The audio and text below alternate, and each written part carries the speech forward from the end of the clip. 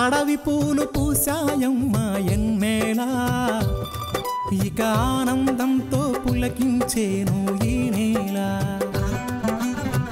అడవి పూలు పూసాయమ్మా ఎన్నేలా, ఇక ఆనందంతో పులకించేను ఈ నేల. మురిసింది మారెడాకు మెరిసింది మావిడాకు పొంగింది సిన్నవాగు ఇయ్యాల. జగులద్దింది జిల్లెడాకు తడిసింది తమలపాకు కొండగాలి అడవిని పెళ్ళియ్యాల. అడవి పూలు పూసాయమ్మా ఎన్నెలా, ఇక ఆనందంతో పులకించేను ఈ నేల.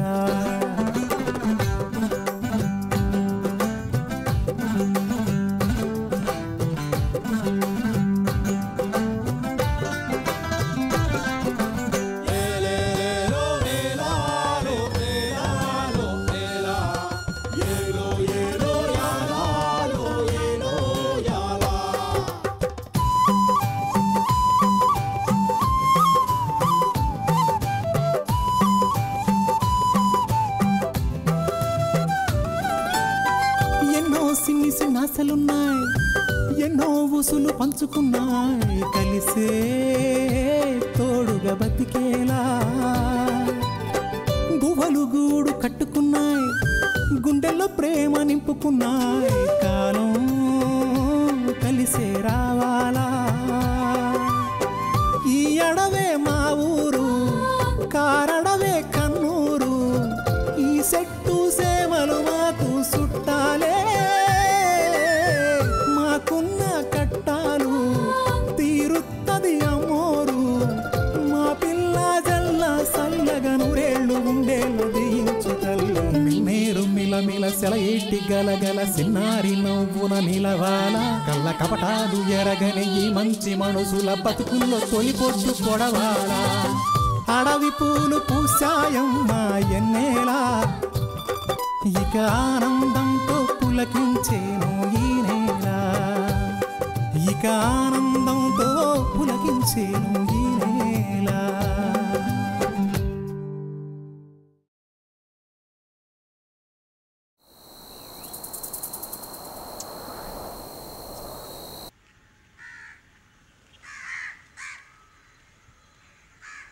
జిత్తు, రే జిత్తు. ఎవరు? ఓ రామన్నదారా, మా జిత్తు ఇంట్లో లేడు, బయటికి వెళ్ళాడు. జిత్తు లేడన్న సంగతి తెలిసేగా వచ్చాను. ఆ సంగతి కొత్తగా చెప్తుందేంటి పాపం పిచ్చిది. ఇక మన పని మొదలు పెడదాం. ఏం లేదమ్మా, జిత్తు ఉన్నాడేమో ఓసారి చూసిపోదామని వచ్చాను. లేడంటున్నావుగా, మళ్ళీ ఈసారి ఎప్పుడైనా వస్తాలే. వస్తా. మంచిది. ఓసి దీని మర్యాద పాడుగాను. వెళతానంటే మాట వరుసకైనా కూర్చోమందే. మనమే అడిగినట్టు నటించాలి, లేకపోతే వచ్చిన పని కాదు. అవును పున్నమ్మా, మన జిత్తుకి మను అనుకున్నాం కదా, ఏమైంది? ఎక్కడ దాకొచ్చింది? ఏమయ్యేది ఏముంది, మా మల్లికి జిత్తుకి ఎప్పుడో మను అనుకున్నాం కదా, లగ్గాల కోసం చూస్తున్నాం. లగ్గాలు చూస్తున్నావా మనువుకి? నేను లంగరేసి మరీ మీ పనులు ఆపేను. పిచ్చిదానా, ఎంత అమాయకురాలివమ్మా. ఆ మల్లితో మనువా? ఏమన్నా సంబంధం ఉందంటమ్మా? ఏటితోరా? ఏటి నువ్వు అంటున్నది? ఉన్న మాటే అంటున్నానమ్మా. ఎవరైనా ఇద్దరికి జంట కలిపామంటే బంగారంలో రాగి కలిసినట్టు, పాలల్లో నీళ్లు కలిసిపోయినట్టు, కలిసిపోయి చక్కని జంటగా కనిపించాలమ్మా. ఇప్పుడు ఆల జంటకేమొచ్చింది? చక్కగా చక్కగా కన్నులు పడగలాగా ఉంటేను. చక్కగా కన్నులో పండుగగా చూడమ్మా. ఒక జంటను చూస్తే ఒకరి కోసం ఒకరు పుట్టారనిపించాలి. అంతెందుకు, మన జిత్తు ఎలా ఉంటాడు? మంచి పటిష్టంగా, బలంగా, ఎత్తుగా, ఓడల మరిలా ఉంటాడమ్మా. మరి ఆ మళ్ళీ ఉడత పిల్లలా ఉంటుంది. మన జిత్తు 6 అడుగుల ఆజానుబాహుడు, బాగా ఎదిగిన కొబ్బరి చెట్లా ఉంటాడు. మరి ఆ మళ్ళీ కొబ్బరిని పుల్లలా ఉంటుంది. ఎక్కడైనా పోలిక పొత్తు ఉన్నాయటమ్మా? వాళ్ళ ఆకారాల్లో తేడా ఉన్నా వాళ్ళ మనసులు మాత్రం ఒక్కటే, చిన్నపిల్లల మనస్తత్వం. అందుకే ఇద్దరు దగ్గర అయ్యారు. ఆహా, మళ్ళీ తెలిసి తెలిసి అడుసులో కాలేస్తున్నావమ్మా. వాళ్ళది చిన్నపిల్లల మనసని నువ్వే అంటున్నావు, అందుకే దగ్గరయ్యారు అంటున్నావు. అంటే తెలిసి తెలియని తనంతో వాళ్ళు దగ్గరయ్యారే అనుకో. పెద్దవాళ్ళం, అన్నీ తెలిసిన వాళ్ళం, మనం దూరం చేయొద్దు. అందుకే వాళ్ళని దూరం చేయి. జిత్తుకి మంచి సంబంధం చూసి పెళ్లి జరిపించే బాధ్యత నాది. ఎవరా మంచి సంబంధం? అది అలా అడిగే బాగుందమ్మా. మరెవరో కాదమ్మా, మన నాగన్న పెళ్ళం సీత లేదు ఏటి మారుమనవా? సీత అంటే సీత కాదమ్మా, ఆ సీత చెల్లెలు. కుందనపు బొమ్మ, సిరిచందన కొమ్మ, ఆ టీవీ, ఆ దర్పం. అబ్బో, మన జిత్తుకి సరైన జోడి అంటే నమ్ము. అవునా? మల్లికంటేనా? ఎంత చెప్పినా ఇంకా ఏంటమ్మా, మల్లి పిల్లి బల్లి నల్లి అంటూ. ఎవరైనా జిత్తు లాంటి కొదమసింహానికి శివంగి లాంటి అమ్మాయిని చూస్తారా? ఆ ఉల్లికాడి లాంటి మల్లిని చూస్తారంటావా? నిజమే, కానీ మరి మనం వాళ్ళని చేసుకున్నంత అర్హత వాళ్ళకు ఉందంటారా?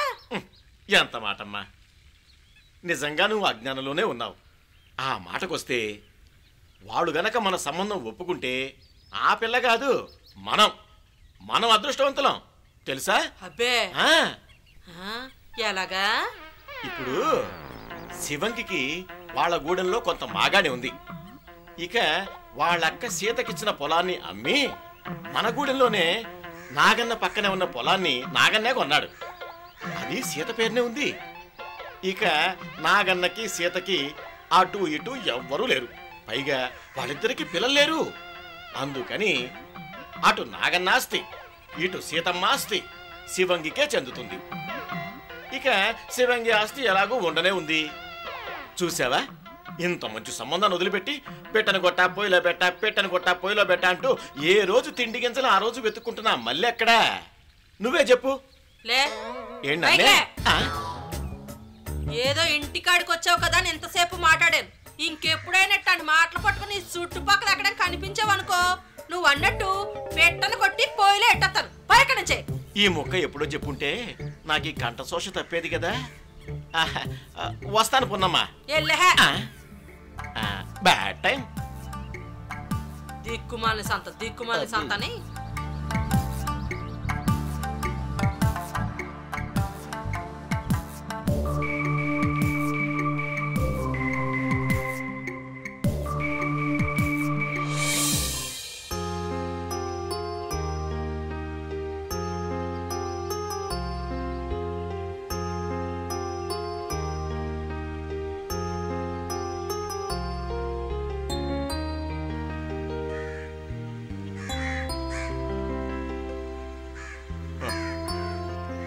మొత్తానికి నా సెల్లు బాగానే బుద్ధి చెప్పింది. అయినా ఊర్లో జరిగే శుభకార్యాల్ని ఆపడమేనా రావణ దొరపని? చూస్తా ఉంటే అట్టాగే ఉంది. అయినా ఆ పెద్ద మనిషి మాట్లాడితే ఎట్టాంటోళ్ళైనా ఆ మాట నమ్మేయాల్సిందే. అసలు ఆ మాటలు చెప్పి నమ్మించేయడం అదేం అలవాటయ్యా? అది అలవాటు కాదే, గ్రహపాటు. ఆ శని ఎత్తి మీద ఉంటే అటువంటి అబద్ధాలే వస్తాయి. ఎవరైనా తమ స్వార్థం కోసం అబద్ధాలు ఆడారో అంతే, అతన్ని నెత్తి మీద కూర్చున్న శని అతను అమాంతం కబలించేస్తుంది. అదెట్టాగయ్యా?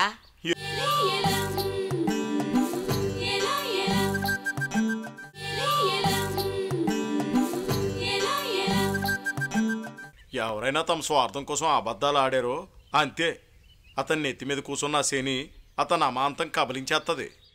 అదెట్టాగయ్యా? ఎదుటి వాళ్ళు కట్టాల్లో ఉంటే ఆరిని నమ్మించడానికి చిన్న అబద్ధం చెప్తే అదేం పెద్ద శిక్ష కాదే. అవతల వాళ్ళని సంతోషంగా ఉంచడానికి అతను చేసిన ప్రయత్నం వల్ల అతనికి ఒరిగింది ఏమీ లేదు. అందువల్ల అతనికి మంచి జరుగుతుంది తప్ప చెడు జరగదు. అయితే మంచి జరుగుతున్న వాళ్ళంతా ఎటువంటి కీడు చెడు లేని వాళ్ళు అంటావు. అలా అనడానికి కూడా లేదే. కొంతమంది ఎంత మంచి వాళ్ళైనా కష్టాలు పడుతుంటారు.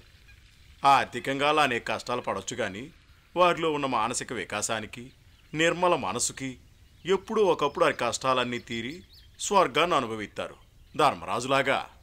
ధర్మరాజు ఏంటయ్యా? ధర్మరాజు అదేనే, పాండవులకి అన్నయ్య. ఆయన కురుక్షేత్ర యుద్ధం తర్వాత కొంతకాలానికి బొందితో స్వర్గం చేరుకోవాలని తన బంధువులతో బయలుదేరాడట. అందరూ స్వర్గద్వారం దగ్గరకు వచ్చేసరికి ధర్మరాజు ఒక్కడే పక్కకు చూసేటప్పటికి అక్కడ నరకం కనిపించిందట. అక్కడ వాళ్ళు పడుతున్న కట్టాలు చూసి బాధపడి స్వర్గాన్ని చేరుకున్న తర్వాత అక్కడ వారిని, అదే భగవంతుల్లాంటి వాళ్ళని అడిగాడట, ఆ నరకంలో అందరూ కట్టబడుతున్నారు ఏటి అని.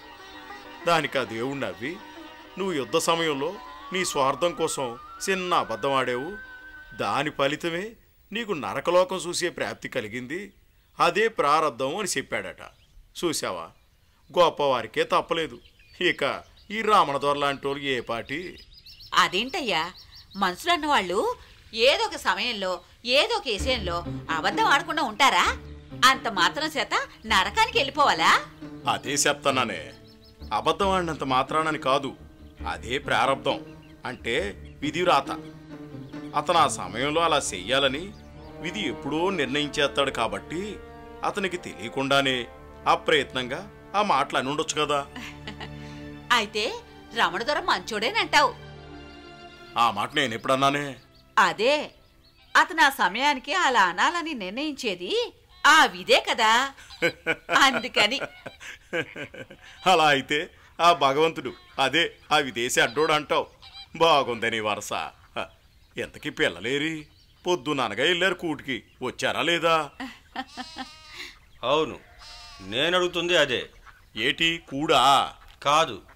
ఓహో, పిల్లలు కూటికొచ్చారా లేదా అనా? అది కాదు. మరి ఏటో సరిగ్గా చెప్పు. బండి ఎక్కడా అని. ఓర్నితి తట్టి సెట్ అవ్వా. కొండెక్కడ వేటిరా? ఎవరు ఎక్కారు, ఎందుకు ఎక్కినారు?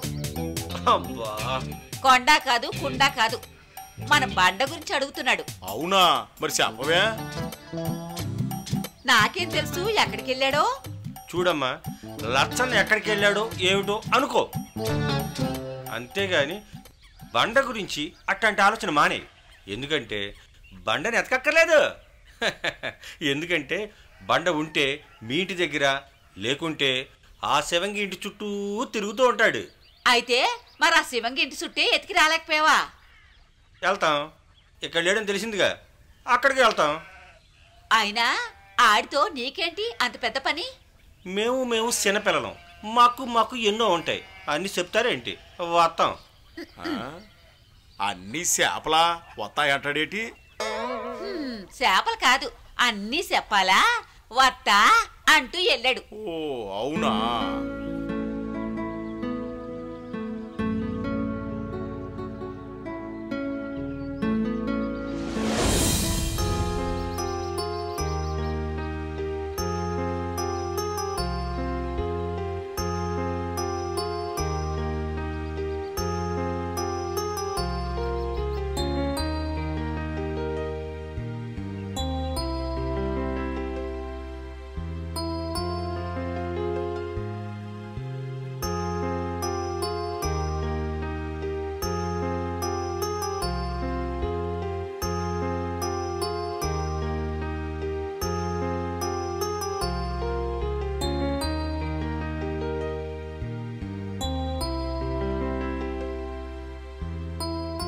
ఎక్కడున్నావా బండ?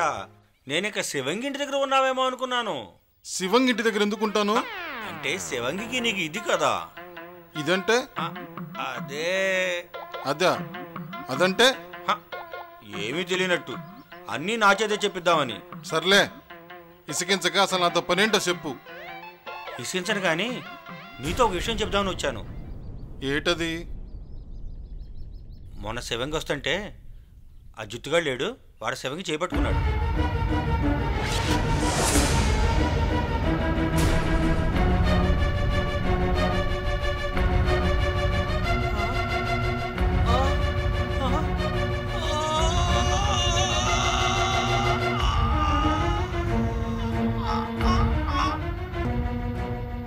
ఎవరు చెప్పారు?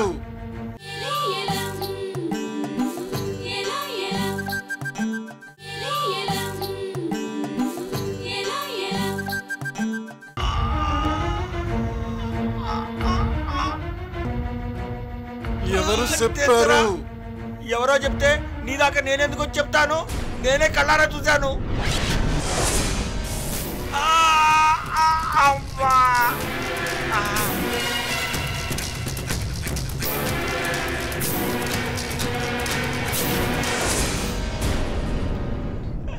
ఈ బండోడు నమ్మేశాడు.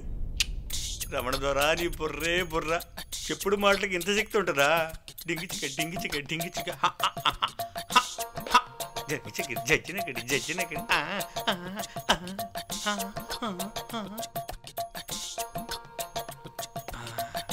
దొరికాడు. బండా, నిజం చెప్పినందుకు నన్ను కొడతావేంటి?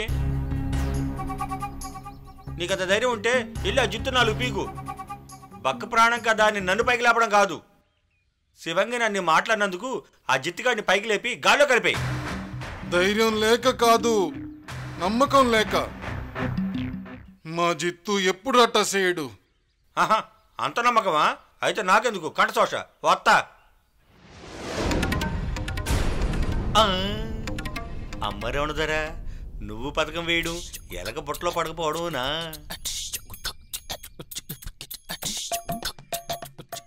ఎందుకు బండి ఆపావు? మళ్ళీ కొడతావా ఏంటి? నిజం చెప్పు, నువ్వు చెప్పింది నిజమేనా? అంత నమ్మకం లేకపోతే నన్ను అమాంతో పైకెత్తా ముడక మీద పడే. అంతేగాని పద్దాక నిజమా నిజమా అని గుచ్చుగుచ్చి చంపకో. సర్లే, అయినా జిత్తు ఎక్కడికో పని మీద వెళ్ళాడుగా, ఎప్పుడొచ్చాడు? అమ్మ బండ తెలీదు. నిన్నొచ్చాడు. నిన్న? అయితే శివంగిని ఎప్పుడు పట్టుకున్నాడు? ఎప్పుడు అంటే అదే, ఏ సమయంలో శివంగిని పట్టుకున్నాడా అని. ఏ సమయంలో అంటే అది ఉదయమా? ఉదయమా?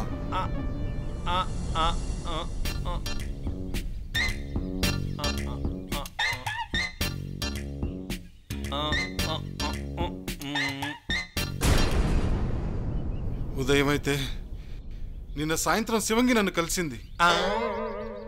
అప్పుడు నాతో తప్పకుండా చెప్పేది. అయితే ఎవరిని చూసి ఎవరనుకున్నావో?